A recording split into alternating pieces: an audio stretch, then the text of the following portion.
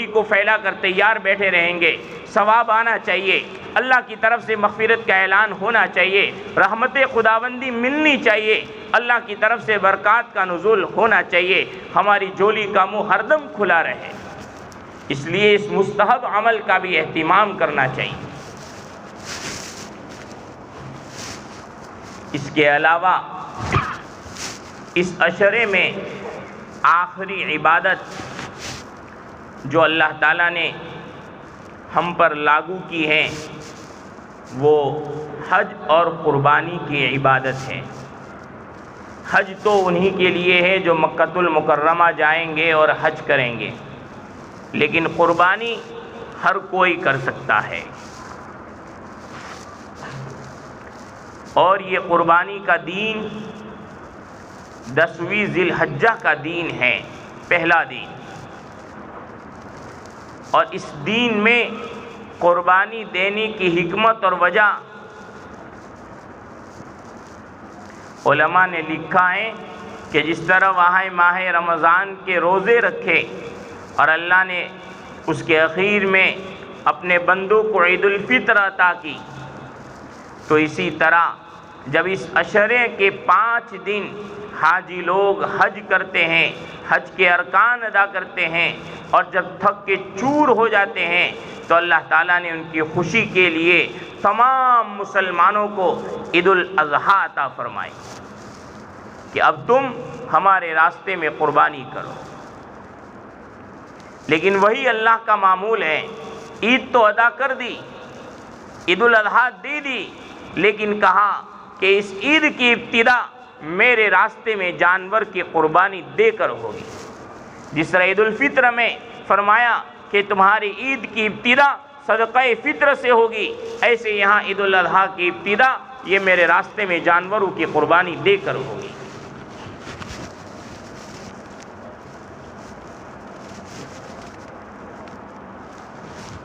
ویسے اگر دیکھا جائے تو یہ قربانی کا سلسلہ حضرت آدم علیہ السلام سے چل رہا ہے۔ سب سے پہلے حضرت آدم علیہ السلام کے 2 بیٹے حابل اور قابل نے اللہ کے راستے میں قربانی دی۔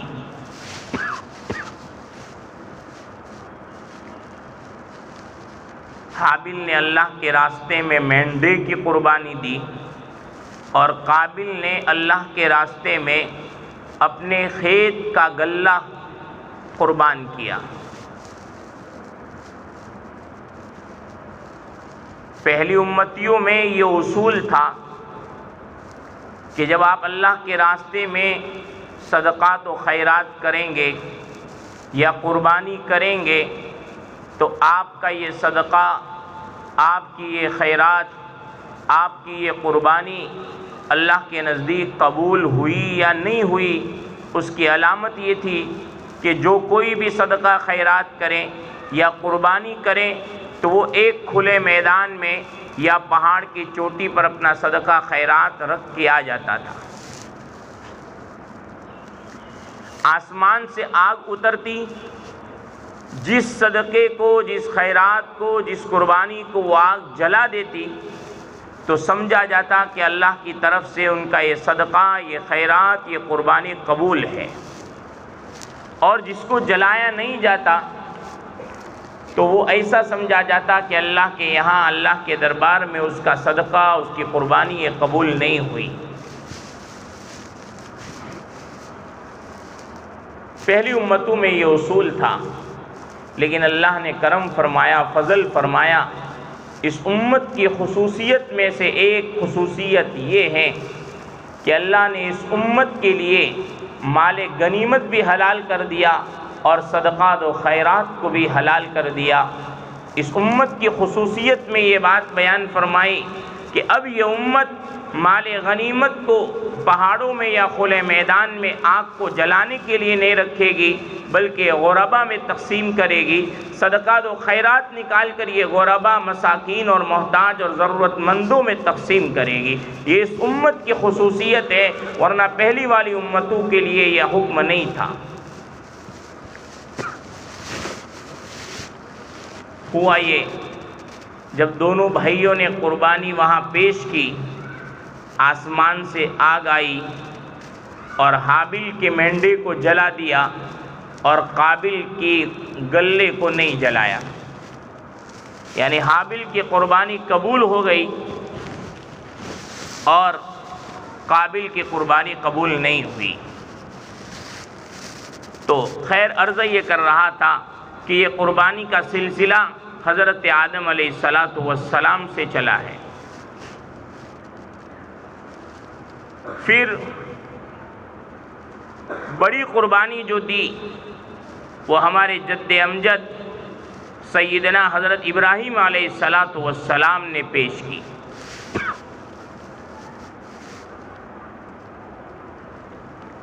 بڑھاپے کی عمر ہے، کوئی اولاد نہیں ہے، پہلی بیوی سے کوئی اولاد نہیں، دوسری بیوی سے بڑھاپے کی 87 سال کی عمر میں ایک بیٹا پیدا ہوتا ہے، نام اسماعیل رکھا جاتا ہے۔ ابھی دودھ پیتا بچہ ہے اور اللہ کی طرف سے امتحانات شروع ہو جاتے ہیں۔ پہلا امتحان ہوا اور حضرت ابراہیم علیہ السلام کو حکم ملا کہ آپ اپنی بیوی اور اپنے اس دودھ پیتے بچے کو وادی غیر ذی زرع، ایسا جنگل، ایسی وادی، ایسی پہاڑوں کی چٹیل جگہ کہ جہاں کوئی چرند پرند نہیں رہتا، انسانوں کا رہنا تو بہت دور کی بات، چرند اور پرند کوئی جاندار بھی وہاں نظر نہیں آتا، ایسی جگہ پر انہیں چھوڑ کر آ جائیے جہاں آج بیت اللہ ہے، کعبۃ اللہ ہے، جس کو بعد میں حضرت ابراہیم اور حضرت اسماعیل علیہ السلام نے تعمیر کیا۔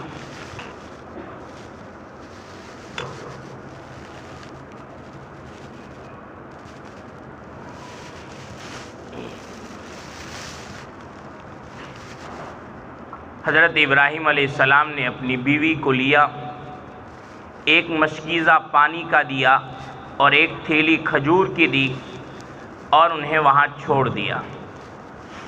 چھوڑ کر حضرت ابراہیم علیہ السلام واپس چلے تو آپ کی بیوی نے حضرت ابراہیم علیہ السلام سے پوچھا کہ ایسے جنگل میں، ایسی ویرانے میں آپ ہمیں کہاں چھوڑ کر کہاں جا رہے ہیں؟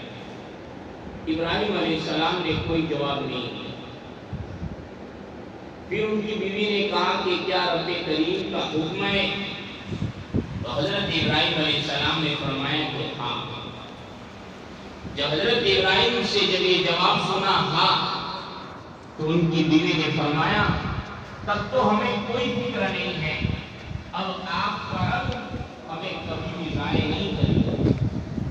الحمدللہ دوسرے دن دیکھا، تیسرے دن جب دیکھا تو ابراہیم علیہ السلام کو یقین ہو گیا کہ رب مجھ سے اپنے بیٹے کی قربانی چاہتے ہیں۔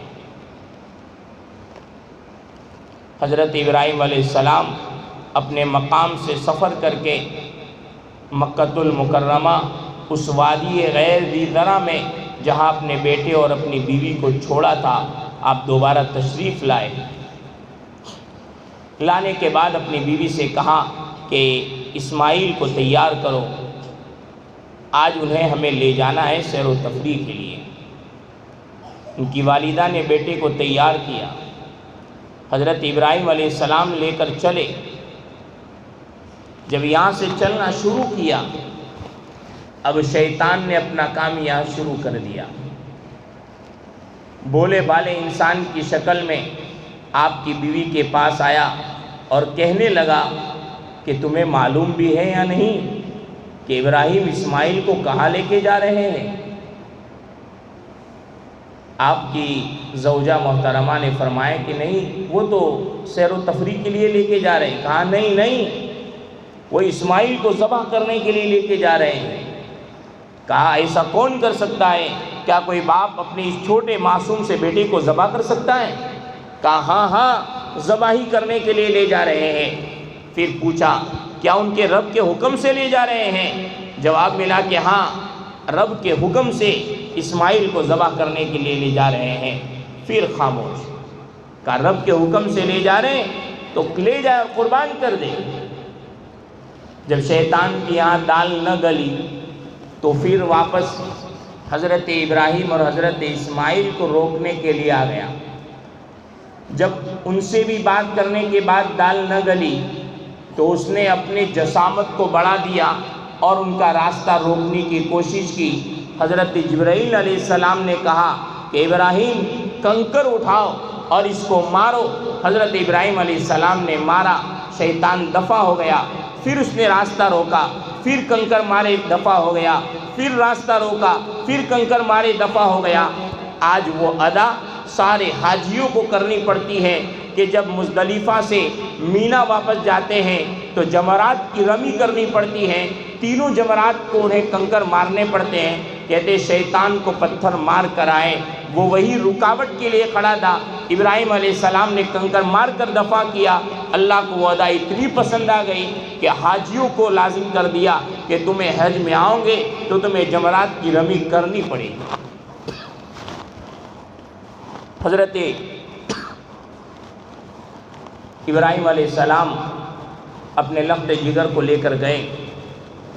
اب جانے کے بعد ہی سیدھا سلا نہیں دیا۔ جانے کے بعد اپنے بیٹے سے کہا کہ اے میرے پیارے بیٹے، یا بنی انی اری فی المنام انی اذبحک، اے میرے لخت جگر میں نے خواب میں دیکھا ہے کہ میں تجھے ذبح کر رہا ہوں، بتا تیری کیا رائے ہے؟ فانظر ماذا تری، بیٹے سے پوچھ رہے بیٹا کس کا تھا؟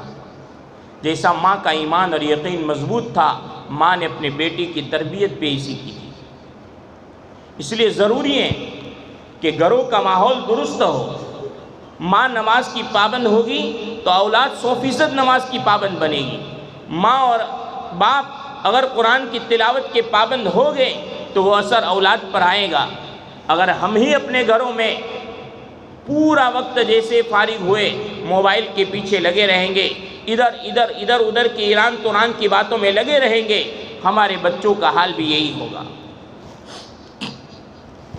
جب ابا جی نے پوچھا فانظر ماذا تری، کیا خیال ہے تمہارا اسماعیل؟ تو بیٹے نے بھی بڑے پیار سے جواب دیا، یا ابت افعل ما تؤمر، یہ ابا جان اس میں کیا پوچھ رہے ہو، کیا سوال کر رہے ہو، کر گزرو۔ جب رب نے حکم دیا ہے تو میری قربانی دے دو۔ اب واپس بات چیت ہو رہی ہے، بیٹا باپ سے کہہ رہا ہے ابا جی چھری برابر تیز کر لینا تاکہ جلدی سے میری گردن کٹ جائے، ابا جی میرے کپڑے نکال کے تھوڑے دور رکھ دینا تاکہ خون میرے کپڑوں پر لگ نہ جائے ورنہ میری ماں تاب نہ لا سکے گی، ابا جی میری آنکھوں پر پٹی باندھ دینا تاکہ میری آنکھیں آپ کی آنکھوں سے ملے گی تو میں بے چین ہو جاؤں گا اور آپ کی محبت تڑپ اٹھے گی تو کہیں رب کے حکم کی نافرمانی نہ ہو جائے۔ کیا منظر ہوگا، کیا کیفیت ہوگی کہ ہاتھ کے نیچے گردن ہے، لخت جگر کی جو معصوم سا ہے۔ قرآن نے یہ تعبیر کی ہے فلما بلغ معه السعی، بالغ بھی نہیں ہوا، نابالغ معصوم سا بچہ ہے، دوڑنے کی عمر کا بچہ ہے، اور یہ حکم ملا ہے۔ باپ کے ہاتھ میں چھری ہے، اس طرح کی جب گفتگو ہو رہی ہوگی تو کیا منظر ہوگا ہم بیان نہیں کر سکتے۔ حضرت ابراہیم مختصراً حضرت ابراہیم علیہ السلام نے رب کے حکم کو پورا کرنے کے لیے یہ سارے کام کیے، آنکھوں پر پٹی باندھ دی، چھری تیز کر لی، حضرت اسماعیل علیہ السلام کو سیدھا لٹایا۔ آپ نے چھری چلانے کی بہت کوشش کی لیکن چھری نہیں کٹ رہی ہے، اس لیے کہ رب کا حکم ابراہیم کو تھا کہ اذبح، تو ذبح کر دے، لیکن چھری کو یہ حکم تھا کہ لا تذبح، تو ذبح نہیں کر سکتی، تو اسماعیل کی گردن کو نہیں کاٹ سکتی۔ جب چلی نہیں تو اب پھر بیٹا کہہ رہا ہے ابا جی شاید آپ میرے کو سامنے سے ذبح کر رہے ہیں تو آپ کے ہاتھ کانپ رہے ہوں گے، اس لیے چھری نہیں چل رہی ہے، ابا جی مجھے سر کے بل الٹا لٹا دیجئے اور پھر اپنی پوری طاقت لگائیے اور مجھے ذبح کر دیجئے۔ واہ کیا بیٹا ہے! بیٹے نے ترکیب بتائی، ابا نے ترکیب پر عمل کیا، بیٹے کو الٹا کر دیا، پوری طاقت لگائی جا رہی ہے۔ لیکن میں نے عرض کیا کہ ابراہیم کو تو حکم یہ تھا کہ اذبح، لیکن چھری کو رب کا حکم تھا لا تذبح، وہ ذبح نہیں کر سکتی، اس میں وہ طاقت نہیں ہے، اس میں صفت ضرور ہے، لیکن مؤثر بالذات یہ اللہ کی ذات ہیں، وہ کبھی بھی ذبح نہیں کر سکتی۔ جب حضرت ابراہیم علیہ السلام کامیاب ہو گئے تو اوپر سے اللہ نے جبرائیل کو بھیجا کہ جاؤ جبرائیل، اسماعیل نے اور ابراہیم نے ہمارے حکم کو پورا کر دکھایا ہے، اس کے بدلے میں انہیں مینڈا دے دو۔ اب حضرت جبرائیل علیہ السلام مینڈے کو لے کر بڑی تیزی کے ساتھ نیچے اتر رہے ہیں اور آواز آئی فَنَادَيْنَاهُ أَن يَا إِبْرَاهِيمُ، اے ابراہیم قَدْ صَدَّقْتَ الرُّؤْيَا، تم نے اپنا خواب سچ کر دکھایا۔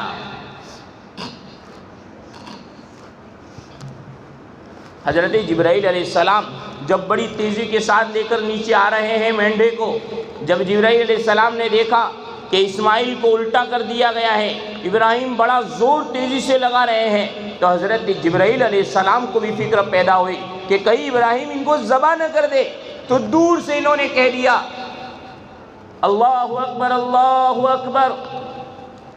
جب حضرت جبرائیل علیہ السلام کی آواز حضرت ابراہیم علیہ السلام نے سنی اور وہ سمجھ گئے کہ اللہ کی طرف سے کوئی نہ کوئی فریہ ضرور آیا ہے، تو یہاں سے حضرت ابراہیم علیہ السلام نے بھی کہا لا الہ الا اللہ واللہ اکبر۔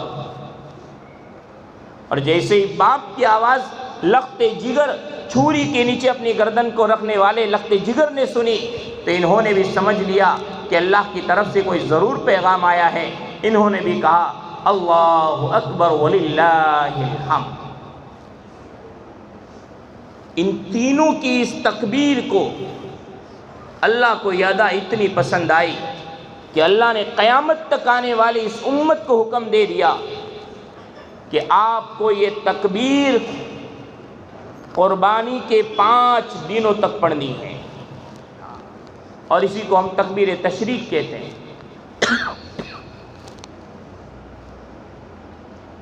اور یہی تکبیر تشریق 9ویں ذی الحجہ کی فجر کی نماز سے لے کر 13ویں ذی الحجہ کی عصر کی نماز تک پڑھنا واجب ہے۔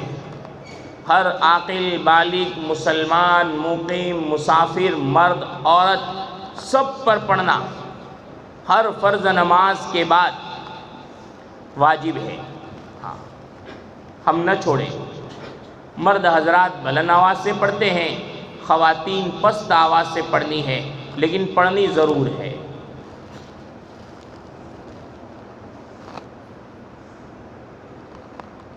پھر جب حضرت جبرائیل علیہ السلام نے مینڈا دیا اور حکم دیا کہ اللہ نے اسماعیل کے فدیے میں یہ مینڈا بھیجا ہے، آپ اس کو ذبح کر دیں، حضرت ابراہیم علیہ السلام نے مینڈے کو ذبح کیا۔ اللہ کے نبی سے صحابہ نے پوچھا یا رسول اللہ ما ہی الاضاحی، یہ قربانی کیا چیز ہے؟ آپ علیہ السلام نے فرمایا سنت ابیکم ابراہیم علیہ السلام، کہ تمہارے جد امجد حضرت ابراہیم علیہ السلام کی یہ سنت ہے۔ علماء نے عجیب سا نکتہ لکھا ہے، عجیب سا نکتہ لکھا ہے کہ ہم تو شریعت محمدی میں رہ رہے ہیں، ہمیں ساری سنتوں میں یہ کہا گیا کہ یہ محمد عربی کی سنت ہے، آپ اس پر عمل کرو، یہ میرے نبی کی سنت ہے، اس پر عمل کرو، یہ میرے حبیب کی سنت ہے، اس پر عمل کرو۔ قربانی کے جواب میں اللہ کے نبی نے یوں کیوں فرمایا کہ سنت ابیکم ابراہیم علیہ السلام، کہ تمہارے جد امجد یہ حضرت ابراہیم علیہ السلام کی سنت ہے۔ علماء نے لکھا ہے کہ اللہ تعالیٰ چاہتے ہیں کہ میرے محبوب کے امتی اگرچہ اپنے جانوروں کی قربانی پیش کریں گے میری راہ میں، کوئی بھینس کی قربانی، کوئی بھینسے کی قربانی، کوئی بکرے کی قربانی، کوئی بکری کی قربانی، کوئی دمبے کی قربانی پیش کرے گا، لیکن میری اس امت کو میں اجر جو عطا کروں گا وہ ابراہیم کے اپنے لخت جگر اسماعیل کو ذبح کرنے کا جو اجر ہے اور جو ثواب ہے وہ میری اس امت کو میں عطا کروں۔ قربانی جانوروں کی لی جائے گی، قربانی کا مطالبہ جانوروں سے پورا کیا جائے گا، لیکن اجر اور ثواب جو ملے گا وہ اپنے بیٹے کو قربان کرنے کے برابر ثواب اس امت کو ملے۔ اس لیے فرمایا کہ سنت ابیکم ابراہیم علیہ السلام، یہ تمہارے دادا حضرت ابراہیم علیہ السلام کی سنت ہے۔ سبحان اللہ، کیا رب کی ذات ہے اور کیسی امت میں ہم پیدا ہوئے ہیں کہ رب کچھ اور لے رہے ہیں ہم سے لیکن ثواب اور انعام دے رہے ہیں بڑی قربانی۔ اس لیے میری ماں و بہنوں، وقت ہو چلا ہے، آخری آپ سے درخواست ہے کہ ہم قربانی کروانے میں دل نہ چرائیں۔ ہاں، جتنا ہو سکے ہم اپنے ہاتھوں سے قربانی کی اپنے شوہروں کو، اپنے مردوں کو ترغیب دیں کہ ہمارے گھر میں اللہ نے آپ کو استعداد اور صلاحیت دی ہے تو اپنے ہاتھوں سے قربانی کا جانور لائیں، کچھ دن اس کو کھلائیں پلائیں اور پھر عید الاضحیٰ کے دن اس کی قربانی کریں۔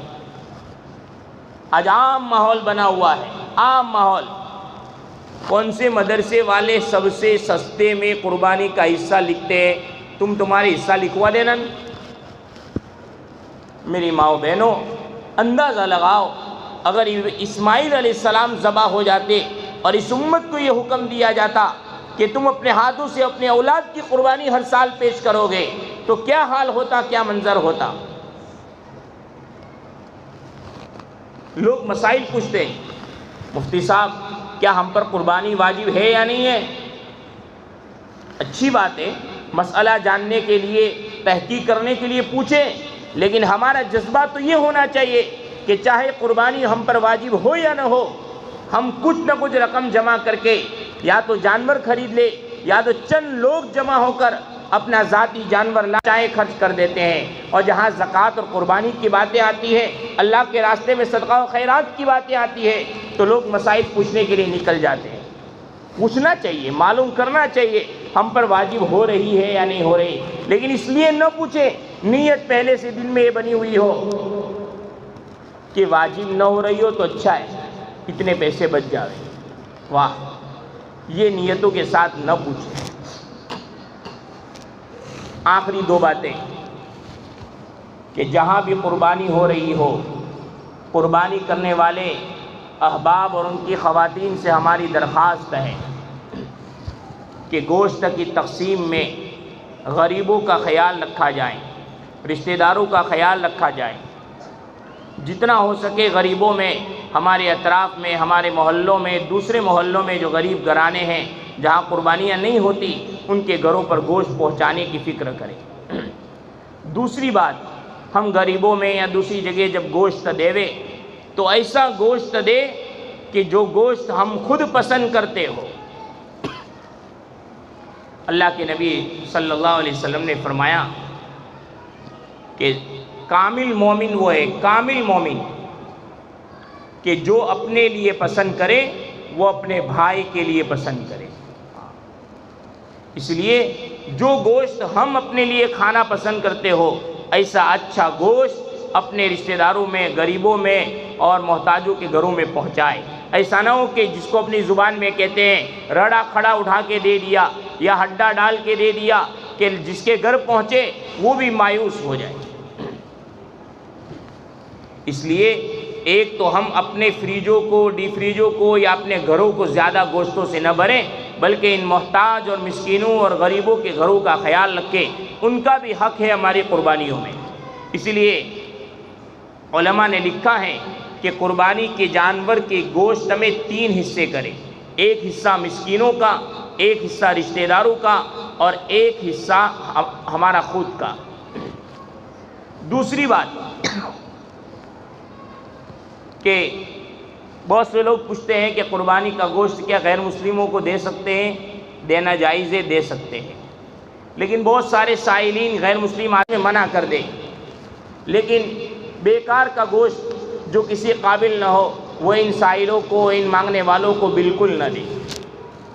اور آخری بات کہ جب ہم قربانی کے گوشت کی جب تیاری کرتے ہیں تو اس میں سے ہڈیاں نکلتی ہیں، چیتھڑے وغیرہ نکلتے ہیں اور دوسری ایسی بیکار چیزیں ہم نکالتے ہیں، ہم اس بات کا خیال رکھیں کہ ان ساری چیزوں کو ہم محلے میں کتوں کے لیے نہ ڈالیں۔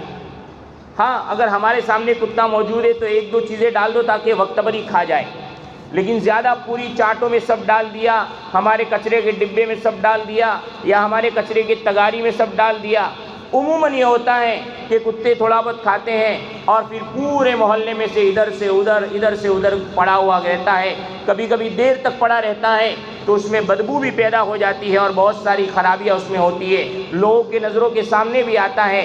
حالانکہ نبی کریم صلی اللہ علیہ وسلم نے کامل ایمان اور کامل اسلام کی علامت بتلائی ہے کہ ہمارے ہاتھ اور ہماری زبان سے مسلمان محفوظ ہو، بلکہ آپ نے تو یہ ترغیب دی ہے کہ اگر کوئی راستے میں سے تکلیف دہ چیز کو ہٹا دیتا ہے تو اس کے لیے صدقے کا ثواب ہے۔ خصوصاً ہمارے برادران وطن جو ہے وہ اس کی چیز کی وجہ سے وہ ہمارے اخلاق کو تاڑ نہ لیوے، ہمیں بد اخلاق نہ کہیں، ہمارے پاس سے ان کو کوئی تکلیف نہ پہنچے، اس بات کا خوب خیال رکھے۔ اس لیے بیکار کی چیزیں جو پھینک دیں، دیکھیے جن لوگوں پر زکوٰۃ واجب ہے ان پر تو قربانی واجب ہے ہی ہے، لیکن اس کے علاوہ بھی بہت سارے وہ لوگ ہوں گے جن پر زکوٰۃ تو واجب نہیں ہوئی تھی لیکن قربانی واجب ہو جاتی ہے، جن کے پاس ضرورت سے زائد کپڑے، ضرورت سے زائد برتن، ضرورت سے زائد سامان پڑا ہوا ہے، اور اگر اس کی قیمت 612 گرام 360 ملی گرام چاندی کی قیمت کے برابر ہو جائے گا تو اس عورت پر، اس بالغ لڑکی پر قربانی واجب ہو جائے گی۔ خاص طور پر ہماری نئی جو شادیاں ہوتی ہیں اور لڑکیوں کو جب ہم یہاں سے شادی کر کے بھیجتے ہیں تو عموماً ہمارے یہاں جو دینے کا رواج ہے اس کا حساب اگر میں لگاؤں تو اس نئی شادی ہونے والی لڑکی پر قربانی واجب ہو جاتی ہے۔ زکوٰۃ کی طرح اس میں ایسا نہیں ہے کہ 7.5 تولہ سونا ہو تو ہی قربانی آئے گی، اس میں تو 3 جوڑی کپڑوں سے زائد یا زیادہ سے زیادہ 5 جوڑی سے زائد جتنے کپڑے ہیں ان تمام کپڑوں کی قیمت لگے گی، برتن استعمال میں نہیں آنے والے ان کی قیمت لگے گی، مہر کے پیسے پڑے ہوئے ہیں وہ سب ملائے جائیں گے، اور اگر ان سب کو ملانے کے بعد اتنے روپیے بن جاتے ہو کہ جس سے 612 گرام 360 ملی گرام چاندی آ جاتی ہے تو اس لڑکی، بالغ لڑکی پر، اس خاتون پر قربانی واجب ہو جائے گی۔ اس لیے ہم اپنا حساب خود لگائیں اور اگر قربانی واجب ہوتی ہو تو اللہ کی راہ میں قربانی کرنے کا ہم انتظام کریں۔ اللہ رب العزت ہمیں اس عشرے کی قدردانی نصیب فرمائے اور اس عشرے میں آنے والی تمام فضائل کا ہمیں حقدار بننے کی توفیق عطا فرمائے۔ خصوصاً اللہ تعالی ہمیں قربانی جیسی عظیم ترین عبادت کو انجام دینے کی اور ادا کرنے کی اللہ تعالی ہمیں توفیق عطا فرمائے۔ وآخر دعوانا ان الحمد للہ رب العالمین۔